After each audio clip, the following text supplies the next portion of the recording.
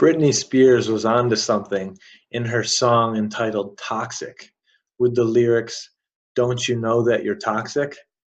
Well, do you?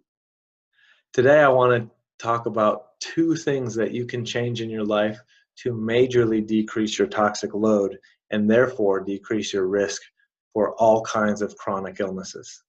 I'm Dr. John Bartemus, and I'm putting the pieces together to help you live a life at optimal.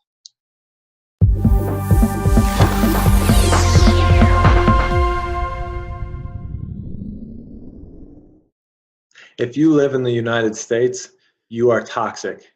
Britney was right. Why are you toxic?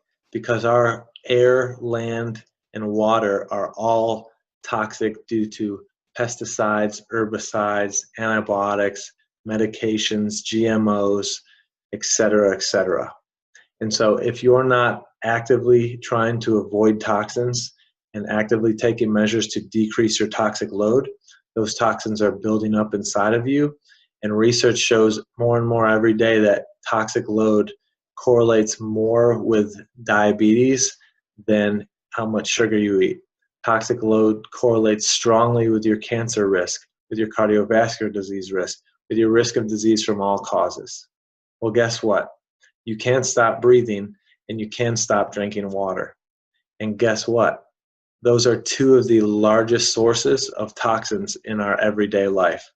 So if you can't stop doing those things, you need to breathe air and drink water that's as clean as possible.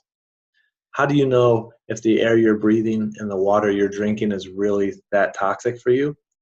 Go on www.scorecard.org and you can punch in the zip code for any city and county in the United States and see how your location rates in air quality and water quality and many other standings.